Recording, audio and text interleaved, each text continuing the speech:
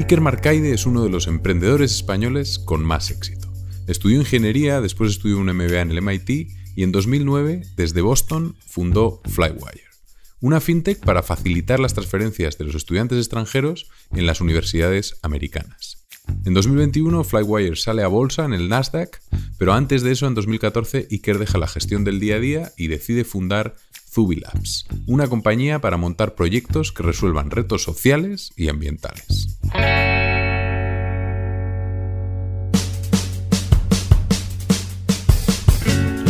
Soy Jon Cuervas Mons y esto es Intercambio Iónico, un podcast sobre emprendedores e innovadores en el que intercambiaremos modelos mentales, hábitos, fracasos, triunfos y sobre todo grandes aprendizajes.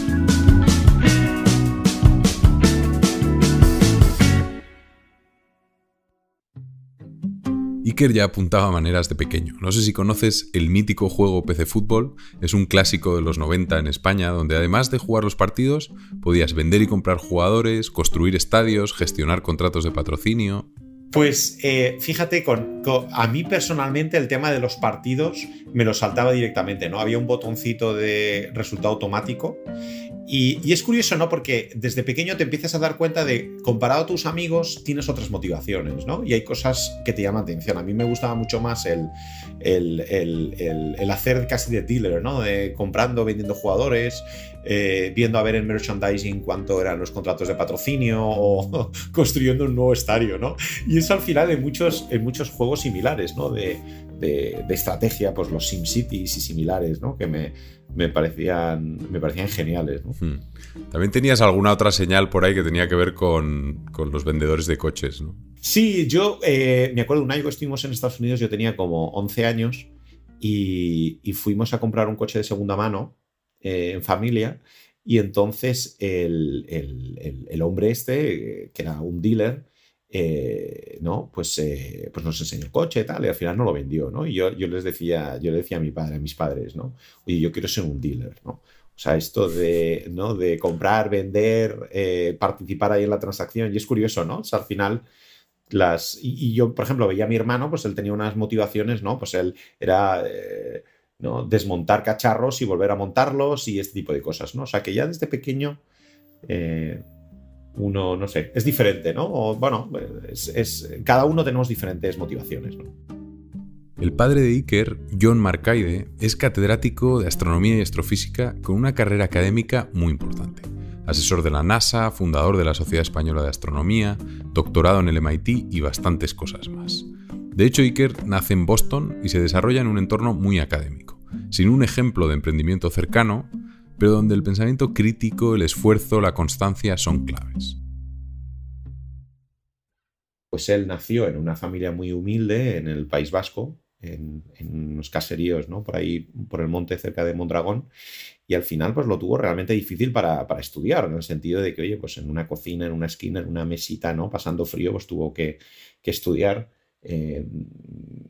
Y de ahí, pues, oye, se fue buscando la vida y, bueno, hizo el doctorado en el MIT, cuando en esa época pues tampoco era tan común igual, ¿no? Para españoles irse al extranjero, ¿no? Vivió toda esa posguerra y ¿no? a lo largo de su vida. Y después decidió, aunque pasó un tiempo en empresa privada, decidió que su camino era el mundo académico, ¿no? Y crear escuela en España, a pesar de las dificultades o de la dificultad, ¿no? De investigar y crear equipos en España. Pero, en cierta manera, para mí igual, mirando a mi padre, digo, bueno, empezó tan bajo, ¿no? Y llegó a un cierto punto, ¿no? de excelencia académica. Y bueno, sí que en cierta manera te traduce un cierto nivel de presión, ¿no? Es decir, bueno, de expectativa, ¿no? Es decir, bueno, y si empiezas tú en una familia española media, ¿no? Normal, ¿a dónde te lleva eso, no? Y aunque yo creo que en mi familia, mientras sacara buenas notas, me dejaban hacer un poco lo que yo quisiera, ¿no? Ese era mi funcionamiento, ¿no? Y eso es un poco igual mi camino, como bastante lineal. O sea, sí que en un entorno de excelencia o de superación y de trabajo duro y de hacer bien lo que uno tiene entre manos, pues mi colegio, mi instituto, mi carrera, fue, yo diría, un camino bastante lineal de, oye, saco buenas notas y después hago otras cosas fuera en mi tiempo libre, ¿no? O sea, irme a hacer prácticas en el extranjero en verano, que al final, bueno, terminé en Alemania, iba a hacer prácticas y al final terminé organizando fiestas latinas con un DJ chileno, o irme a trabajar al campo en Holanda, ¿no? Con 14 años, o montar un programa de radio en la universidad, etcétera, etcétera, ¿no? O sea, era como mi lado más fuera, digamos, de estudiante y sacar buenas notas. En 2013, después de haber fundado y de estar 4 años liderando Flywire, que por cierto se llamaba Peer Transfer en ese momento, Iker decide dejarlo. Dar un paso atrás y quedarse como socio, pero sin tener ningún papel en la gestión del día a día. Y se toma un año sabático para reflexionar sobre su propósito y el impacto que le gustaría tener. Yo creo que primero es un lujo para el emprendedor el poder plantearse el dar un paso atrás, ¿no? O sea, no es tan fácil, ¿no? A menos que tengas cofundadores.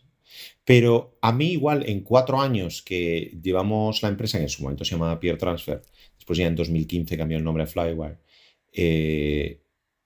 llevamos la empresa a ser líder global en pagos educativos, están moviendo como 1.000 millones anuales en volumen, 50 personas, 2/3 de las universidades en Estados Unidos, ya con cientos de universidades como clientes, y en ese proceso había levantado directamente unos $20 millones de venture capital, ¿no? Y estamos hablando de 2010, 2011, 2013, ¿no?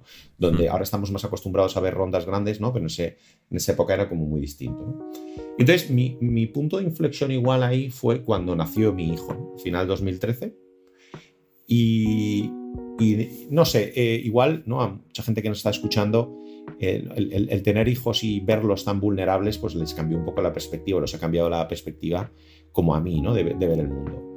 Y para mí igual en ese momento, una cosa tan vulnerable, tan dependiente de mí, ¿no? y de mi mujer.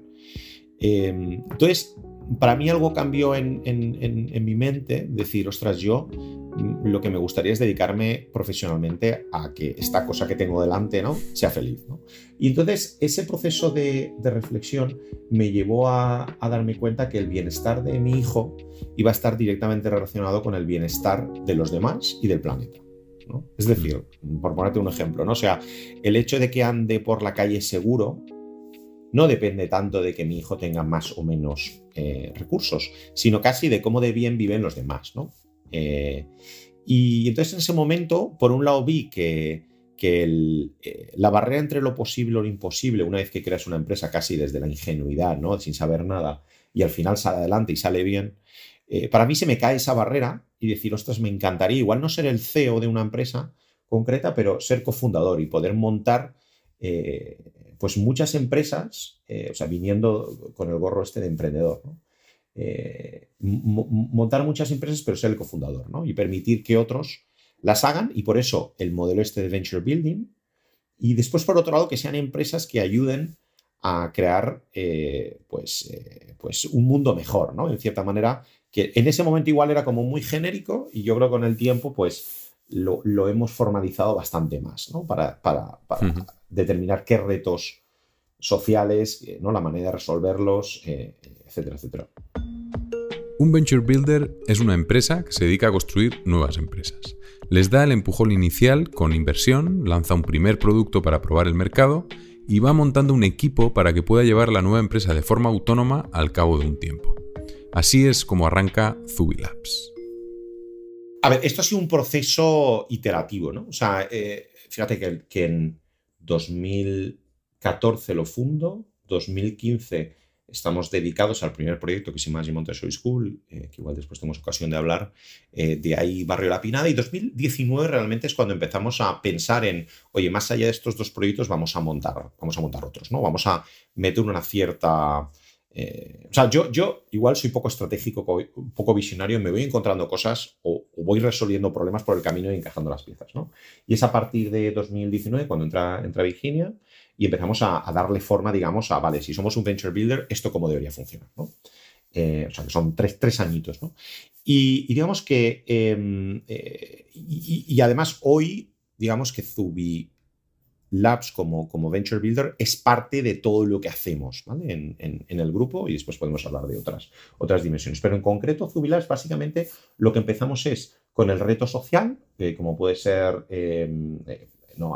a nivel genérico, pues podría ser un consumo responsable, economía circular, el despoblamiento rural, economía circular de residuos, ¿no? El reto de las ciudades más sostenibles, etcétera, etcétera. De ahí identificamos un reto concreto y pensamos el cómo podemos resolverlo, ¿vale? Y esto en general lo hacemos internamente el equipo de Zubilabs, y tenemos unos equipos compartidos que están a disposición, ¿no? Digamos, antes incluso de que a disposición de todos y antes de que se configuren, digamos, los equipos de cofundadores. Entonces, vinculamos talento, o sea, realmente en Zubilabs lo que hacemos es vincular talento y coinversión. Entonces, vinculamos talento que se involucra en fases muy iniciales, en ese proceso de definición de la oportunidad y de, como tú comentabas, pues de crear los primeros pilotos, etcétera, etcétera. Y van apoyándose en los equipos compartidos y poco a poco van añadiendo funciones internas a medida que tiene sentido. Y digamos que nosotros tenemos un proceso con una serie de hitos y desembolsos que vamos haciendo. En total alrededor de 1 millón de euros por oportunidad, y los cofundadores mantienen la mayoría de la empresa.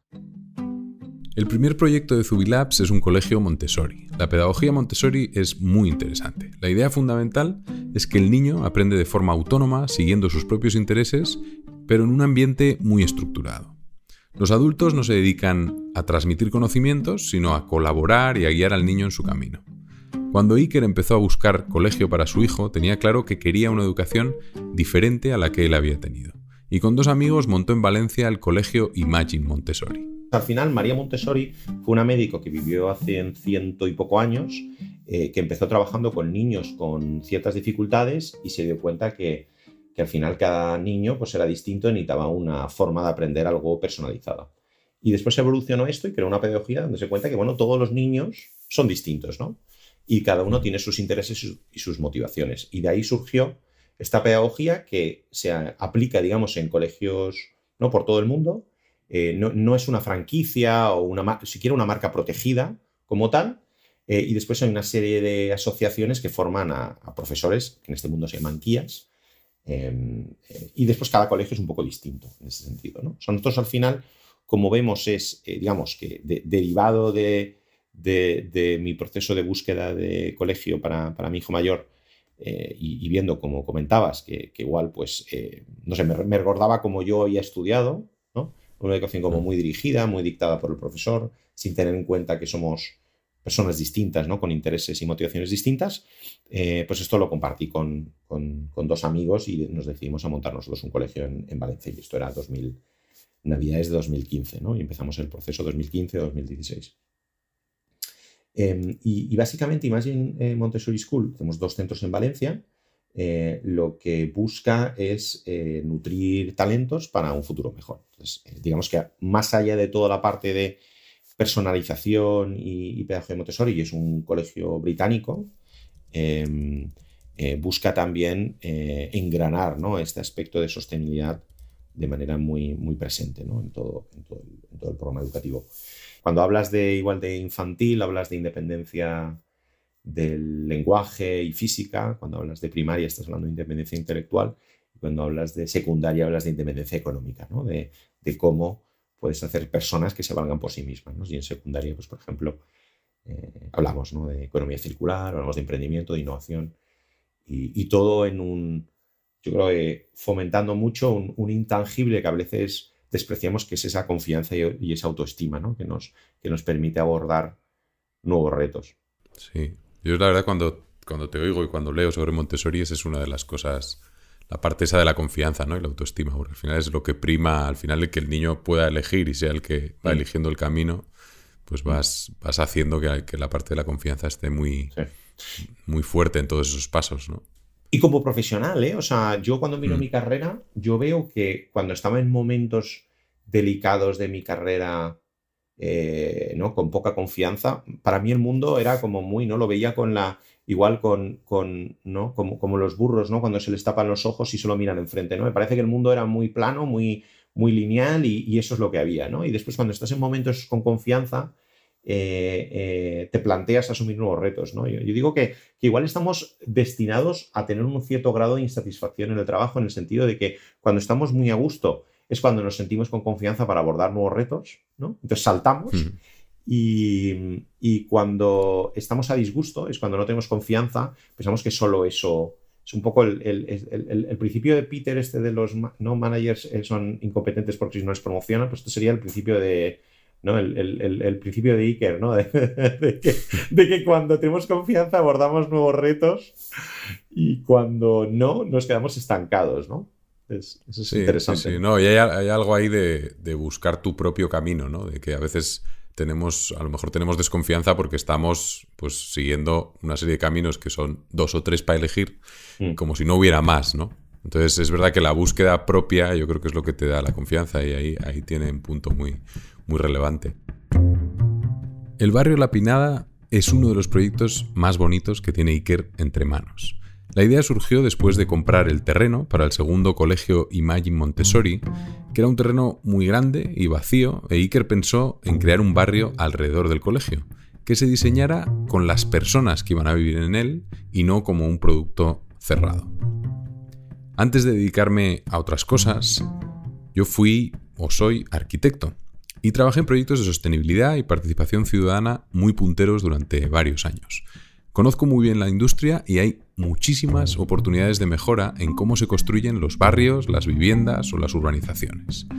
Por ejemplo, diseñar el espacio público para la interacción, incluir espacios flexibles para que los usuarios puedan adaptar sus viviendas según sus necesidades, conseguir autonomía a nivel energético, crear una comunidad más participativa incluyendo plataformas digitales, implementar una movilidad más sostenible. La lista, la verdad es que es absolutamente interminable. Una vez compramos su suelo, lo primero que hacemos es montar una landing, o sea, una web, y decir, este es nuestro sueño, ¿no? O sea, queremos volver a los niños, volver a ver a los niños crecer jugando en las calles, ¿no? Queremos más verde, menos gris, queremos pensar igual en compartir más, ¿no? Más que tener más. Y toda una serie, ¿no? de casi dentro de ese manifiesto, y invitamos a gente, bueno, si quieres co-crear esto con nosotros. Entonces, en ese proceso, la idea es debatir y construir entre todos, entre los futuros vecinos, cómo podría ser ese barrio. Y a través de ese proceso, pues hemos visto muchísima gente que tiene soluciones no satisfechas, y además cómo con esa visión sistémica se puede abordar el diseño de un barrio, ¿no? Con una cierta escala. Estos son unos 200.000 metros cuadrados en Valencia. Y la verdad es que ha sido un proceso que nos ha abierto muchísimo los ojos, ¿no? Y de ahí también por eso empezamos a ver oportunidades para montar pues, otros proyectos con vida propia. Y evidentemente, bueno, conscientes que, oye, era un proyecto urbanísticamente hablando, fases iniciales, y nosotros no tenemos las competencias para que el proyecto vaya avanzando, y sabíamos que era una apuesta a medio plazo. Y de ahí pues ha salido también toda una estrategia de desarrollar otros proyectos, ¿no? Más allá de Barrio La Pinada, que contribuyan a reinventar la ciudad. Igual en un modelo que estamos acostumbrados, como apuntas, ¿no? Muy centrado en el producto, en el proceso de ¿no? desarrollo un suelo, genero parcelitas que vendo promotores, los promotores ven a ver qué se está vendiendo y en base a eso no deciden el producto, y tú casi como usuario llega a un punto que es como te dicen, cógelo o déjalo, ¿no? Este es el producto, ¿no? Y no has tenido ningún tipo de input o contribución en todo ese proceso. Y yo creo que esto era como punto de partida, ya es una forma equivocada de empezar, ¿no? Y por eso queríamos darle una vuelta totalmente, y pues Europa nos eligió también como barrio pionero en la lucha contra el cambio climático. Entonces, bueno, conjugamos esas dimensiones sociales y ambientales y evidentemente, pues como todos los proyectos que hacemos, pues buscando un retorno financiero de mercado, ¿no? Que pensamos que es la forma de realmente movilizar capital a gran escala. Oye, volviendo a Flywire, el otro día me contaste una anécdota que me pareció bastante divertida, que de alguna manera inició uno de los valores o principios clave para ti en todo lo que has hecho, que además lo acabamos de hablar con el barrio, ¿no? Que es la obsesión por el cliente.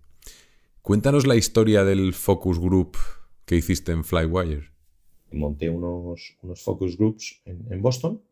Y entonces vino una chica, una chica india, china, perdona, y Y entonces, bueno, vino y dijo, mira, me he enterado que estáis montando estas sesiones, vengo, me tengo que ir, pero simplemente venía a deciros que os quiero, ¿no? I love you, ¿no? Entonces, las que nos quedamos un poco a cuadros, ¿no? Porque, digamos, tu procesador de pagos para matrículas de universidad no es lo que uno pensaría que levantaría emoción o pasión, ¿no? Y dirías algo así, ¿no?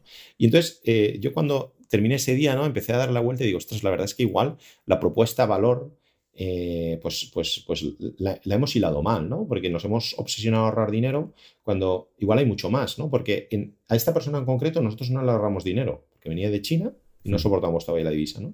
Y nos dimos cuenta del valor de dar tranquilidad, ¿no? De ese peace of mind. Y entonces de ahí cambió totalmente la estrategia, es decir, mira, más que aspirar a ahorrar a todo el mundo dinero, vamos a ahorrar a un porcentaje, o sea, al 80% de la gente y vamos a invertir, vamos a empezar a personalizar precios por país, invertir mucho más ¿no? en hablar en idioma local a los estudiantes, en otro tipo de propuesta de valor, ¿no? Y entonces te das cuenta de la importancia de hablar, ¿no? Con el usuario, como en el caso del colegio, cuando hablaba con las familias, y de ahí terminamos pensando en crear un barrio, ¿no? Para poder unir y tener más cerca, ¿no? Las necesidades, o sea, esas pequeñas conversaciones. Y yo creo que el rol del fundador, en cierta manera, es mantener esa obsesión por entender al cliente, por entender al usuario, más allá incluso de los servicios actuales, de la propuesta de valor actual, etcétera, Sí. etcétera. Y eso es lo que mantiene yo creo que esa curiosidad también, ¿no? Es la que mantiene vivas las empresas y continuamente reinventándose. Sí, es el cambio entre cuando se usa la palabra esta de extraer valor, ¿no? Es cuando cambias extraer valor por construir valor con el cliente, ¿no? Que al final suena mal lo de extraer valor, parece que estás cogiéndole el dinero al cliente y ya está, ¿no? Pero es el cambio ese a pensar en algo común. Flywire es la primera startup de Iker. La montó en 2009 con 26 años desde el MIT y es un servicio de transferencias internacionales diseñado específicamente para los pagos de las matrículas a las universidades. Primero fue un sistema abierto de transferencias P2P, de ahí que al principio se llamara Peer Transfer, y después pivotó hasta enfocarse únicamente en las universidades, construyendo un modelo B2B2C. En 2021, Flywire sale a bolsa en el Nasdaq, llegando en su primer día a una valoración de 3.500 millones de dólares.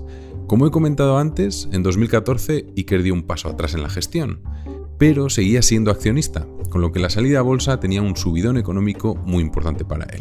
Y por otro lado estaba la parte emocional, de ser el fundador de una compañía que consigue salir a bolsa en Wall Street. Pues, como dices, yo creo que con las empresas que creamos, independientemente que estemos o no en la operativa o en la administración, yo creo que siempre hay un vínculo emocional, ¿no? Y para mí, primero fue,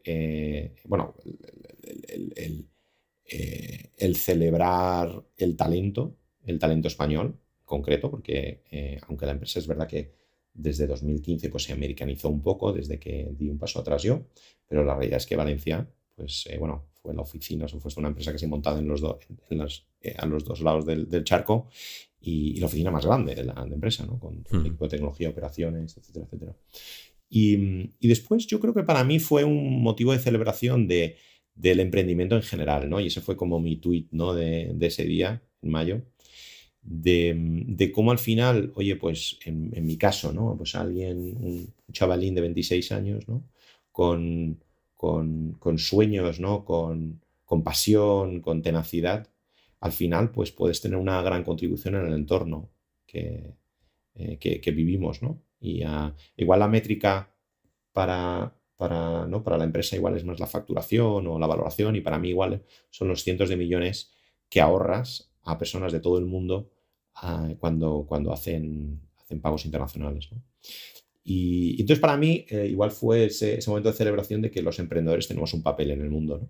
De que al final igual nuestro papel es plantar esas semillas, y esas semillas después, con o sin nosotros, ¿no? Crecen en árboles y en fantásticos bosques.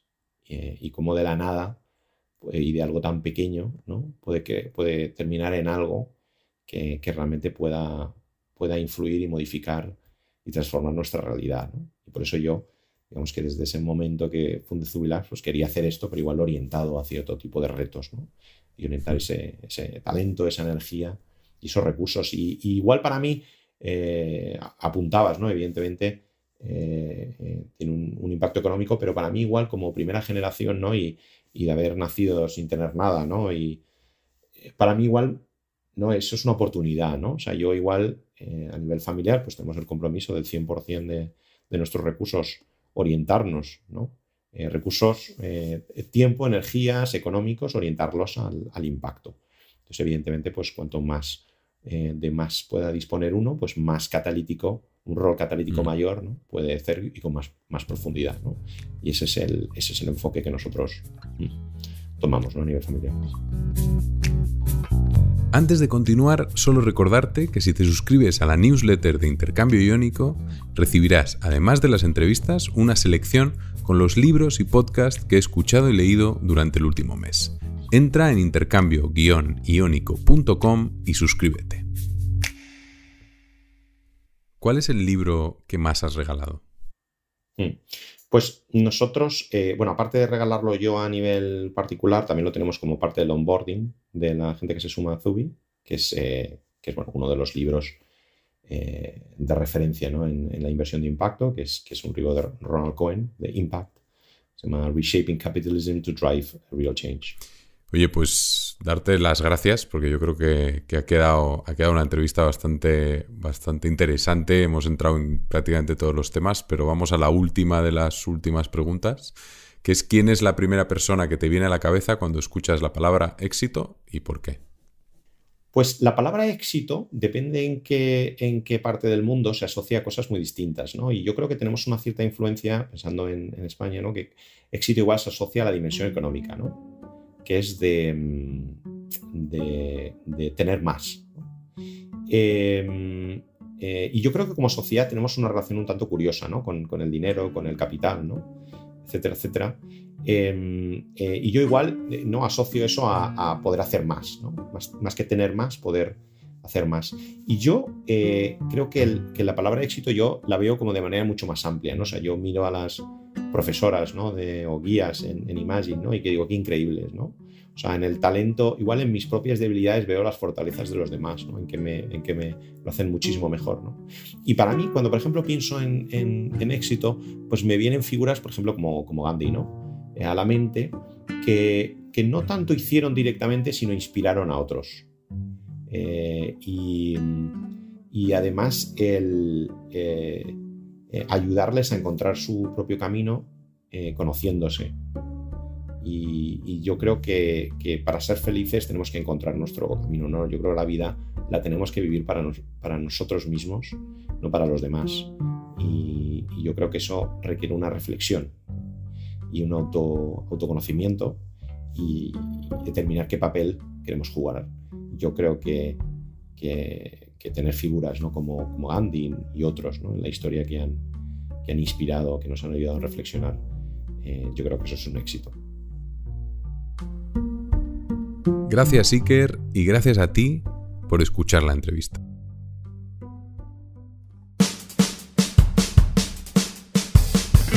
Soy Jon Cuero Asmons y esto ha sido Intercambio Iónico. Si te ha gustado, puedes suscribirte al podcast en Apple, Spotify o en tu plataforma favorita. O mejor, cuéntaselo a tus amigos y compártelo por redes. Recuerda que si te suscribes a la newsletter en intercambio-iónico.com, recibirás un email con los libros y podcasts que he escuchado y leído durante el último mes. Puedes encontrarme en Twitter en @ioncuervas con V y M al final, y un saludo muy especial para Craig Lawless en la producción del podcast.